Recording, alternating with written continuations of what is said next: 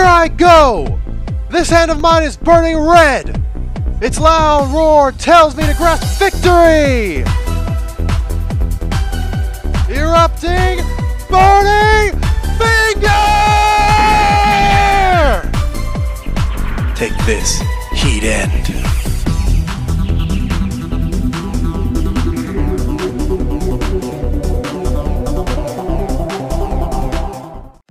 What's happening, everybody? Welcome back to Anime Casuals. I am Lucky, and today we are going to talk about something that I mentioned in one of our past weekend talks. I said that there was going to be a segment. Here is a segment called Dog Crap Anime that Lucky loves.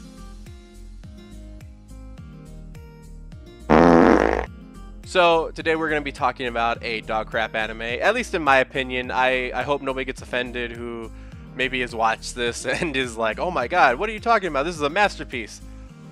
I mean, first off, I would like to hear your opinion as to why that is.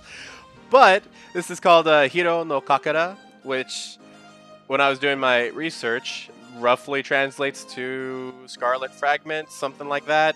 If it doesn't, Scarlet Fragments have something to do with the story, so I mean, there we go.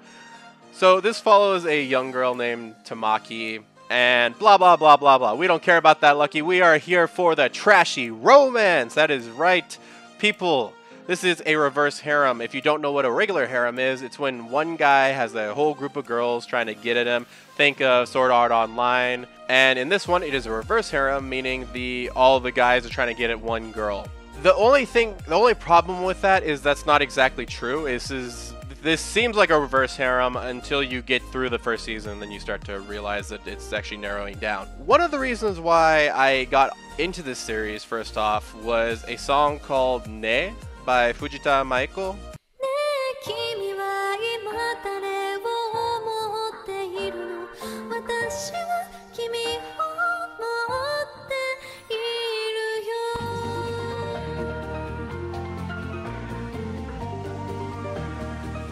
And it is the opener for the very first season. Now, I think, if I'm not mistaken, I believe she does the opening for the second season.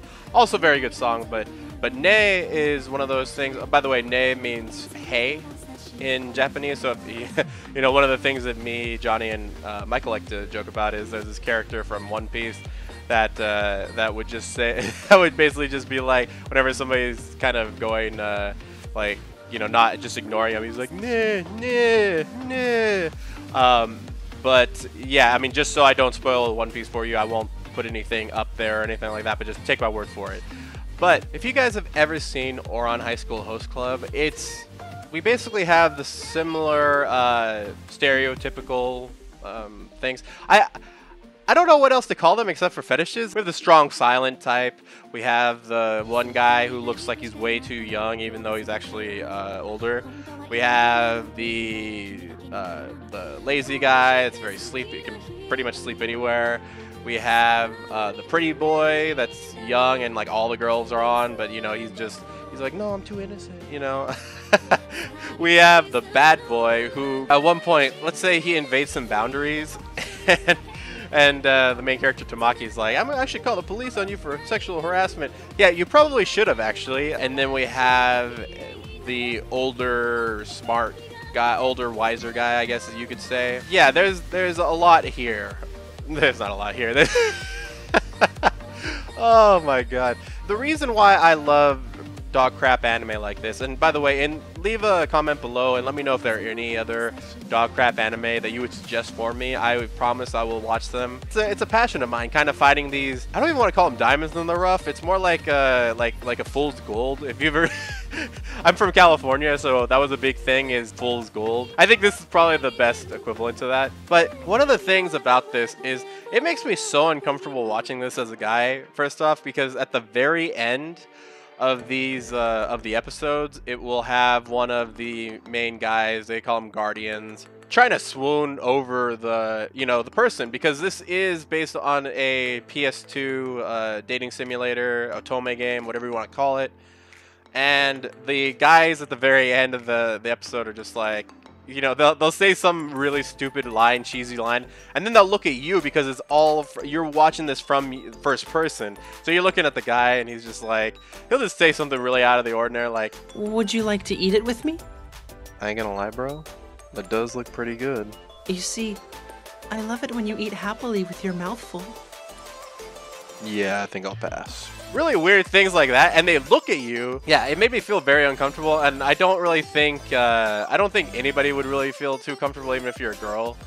And yeah, it's definitely a unique way to end an episode. One of the things I will say that was very surprising to me was the animation is surprisingly on point in terms of the fight scenes, which you don't actually get a whole lot of, so don't think that that's a saving grace if that's what if you're like, oh yeah, this is a trashy romance anime, but there's fight scenes. Not exactly. You know, if I had to think off the top of my head, there's like 2 or 3 big ones that I can think of off the top of my head that are of note. But yeah, you know. So I guess one thing I want to tell you guys about why I like these dog crap anime and all that kind of stuff is just, especially trashy romance anime, is they follow a script. You know, they kind of follow the same format, the same formula. And I do like that kind of predictability, and obviously they throw some curveballs in there every now and then. That, I mean, for the most part in this series, I kind of guessed most of them.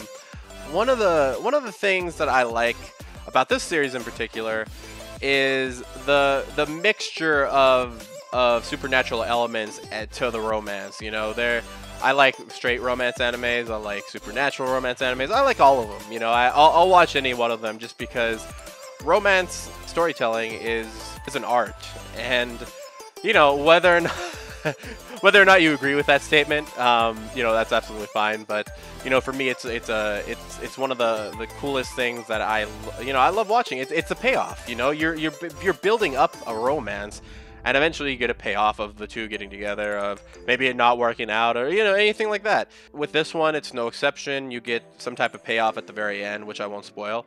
It's definitely a unique take. Now, is it completely unique? Is it completely original? No, of course not. But that's not what I'm here for. I was watching a couple of very intellectually engaging anime, A Perfect Insider. I'd watched Erased. They left this very long-lasting impression in my mind about, like, oh my god, like, you know, what is life? You know, just things making me question, you know, existentially, what is life?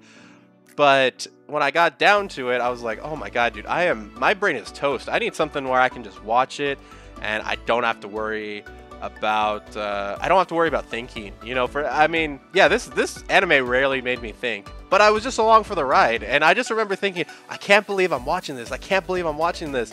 And then 4 episodes would go by, I was like, oh, I gotta stop watching this. Like, I'm actually getting a little too deep into this. I would highly recommend this anime, not as an anime where you're gonna think like, oh my god, I'm gonna remember this for the rest of my life, all that kind of stuff. Just as an anime to kind of wind down on, if anything. There is dubbed and subbed. I watched this dubbed, and one thing I will say about the dubbed is that I feel like the script that was given was not as good. Now, granted, I mean, obviously this is a translation, all that kind of stuff, yada yada yada. This was a dating simulator game, so you're gonna get some cheesy lines. But yeah, some of it just didn't seem like the right delivery, and I'm not blaming the actors on this. They do have some very world-class actors. Yeah, just some of the lines were a little weird. Some of the actual dubbing itself was off, which I noticed like right away, and it kind of added to its charm, which is kind of strange to say because obviously, you know, with some people that would actually bother them, with other people it wouldn't. So yeah, one of the things that I'm going to be doing with these dog crap anime that Lucky loves segments is to give the anime that I'm watching a certain rating. With this, it's going to be a 1 to 10 scale. This is going to be very sophisticated, so pay attention. I, Lucky from Anime Casuals, give Hiro no Kakara 7 dog craps out of 10 dog craps. Why? Because this is an anime where you can turn your brain off, you can have some fun with it. It's not the best anime, but it's also not the worst, which makes the score go a little bit lower. 10 is like the worst dog crap anime that I can think of, which, who knows, there is a video coming out pretty soon with with Johnny and Michael, where I gave them a punishment anime. I gave Michael one room, and I gave Johnny Handshakers. Two things that got way, actually Handshakers got a way worse review than this one, but yeah, that's my score. Like I said, it kind of teetered on average, which, you know, you gotta go full dog crap or nothing for me in order to get a high score in my dog crap anime. There you go, guys. Hiro no Kakura. Check it out for yourselves. Let me know what you think. Let me know in the comments below if you guys have a dog crap anime that you guys want me to check out.